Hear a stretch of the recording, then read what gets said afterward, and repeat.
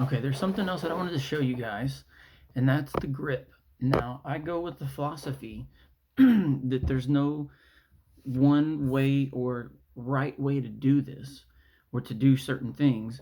There's definitely a wrong way. So someone can tell you, oh, well, that's not the right way. Or that's not how I do it. So there's no right way, but there's definitely a wrong way. So I'm going to show you how I do a grip. If you follow on a handgun, right? So if you follow the page in some of the other videos, there may be something that you've noticed, maybe not. But that is my hand, right? So I was in a wreck and I basically destroyed my hand. So my grip may be a little bit different, but the same principles still apply. And that's getting as much real estate on the firearm as you possibly can. So when you see, there's kind of two techniques that I use depending on exactly what I'm doing. But what I like to do is on the back here is I try to get as high in here as possible, way up in there, right? And just really tuck it in, get a nice strong grip. I tend to have my thumb kind of up. Now my grip, because of this gun, one issue that I do run into is something to be aware of, but I am aware of it so I can change what I need to at a time, or I practice this issue. But the slide release here, right? So when I have my hand on the gun, so this is how my left hand looks, and then the right hand. So all my fingers are up here. On the right hand side, I've got a lot of real estate. So my left hand thumb is way up here. So in this grip, I'm actually pushing down on this. So what happens is when the magazine is finished, this doesn't lock back. So one of the ways that I've done around that is I switch the grip up a little bit. So I actually kind of put my thumb out just enough,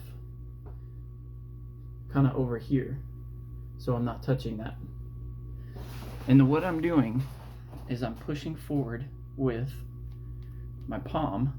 So I've got a forward movement, right? I'm also pulling back here with these. So I've got this push and pull. So that causes the gun under recoil to, when it goes up, to pretty much stay right back on target.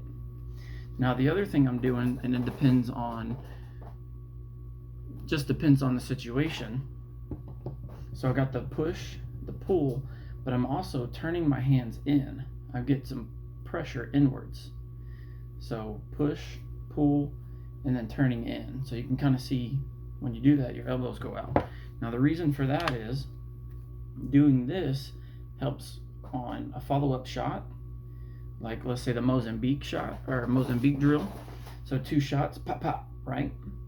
So what that does is, without having to, when you first take that shot, you got recoil. If you have that push, that pull, and then that little bit of twist, and it doesn't have to be a lot, but it stops the gun from going left and going right and up and down. So you take the shot and you're pretty much right back on target. So that's kind of the reason for that. So when we practice our drill, that's kind of where I'm at. I've got a lot of real estate on the firearm, right? I've got arms, shoulders are going into it, hands, everything. There's a push, pull, a twist. What I'm not doing though is putting a lot of muscle used on this finger. So I'm using the palms and these areas here, getting on target, a little bit of twist in, and this is still kind of nice and relaxed. That way you're not pulling, everything's under tension, because remember, you're going to be potentially under stress. You don't want to pull it out and start shooting before you're on target. So that's pretty much my grip. Another technique I use, and I use this specifically for drills where I'm doing 2 shots back to back. So this drill is done, or this technique is done in a situation where you're aiming, but that follow-up shot, you're not necessarily so focused on the sights. And what that is everything's pretty much the same. But what I do is I'll actually, I can either reach way up here, or I'll actually run this finger on here. Now what this does, you've got the push, pull, the twist, and then you pull this one in tight with this finger relaxed. Now what that does is gives you even more recoil management. So you do 2 shots, pop, pop. The gun is barely gonna move. So hopefully in the future I can get a video of this to show you exactly what I'm talking about. From about 10 or 15 feet away, I've literally 2 shots like within an inch apart, and then one further up. Political correctness, right? So this technique works very well, but it is something you need to practice. So give that a go, but that's just how I do it. I've seen, again, there's no right way. There's definitely a wrong way, but there's no right way. So if you have hand injuries, if you have a shoulder injury, neck injury, back injury, all that's going to affect what you're doing, right? So figure out what works for you and practice that. Practice what I've shown you here. Look up other stuff. Look up different techniques for the way to hold a gun, okay? And try all of them. Take some of them and mix them together and figure out what works best for you. I've seen people shoot some crazy ways I don't recommend. However, if it works for you and you practice it, then you're going to be better off than not having essentially a system and going unpracticed. So I've seen people hold down here, you know, so like maybe a revolver, that would be okay, because if you're up here and you're getting all this real estate, you've got the cylinder where you're gonna have flames potentially coming out, so you don't want that. So maybe something like this for a revolver, but on a semi-auto handgun, I'm getting as much real estate as I can. So another thing to be aware of is, like I said, I like to get way up here, but there's this little bit of a lip.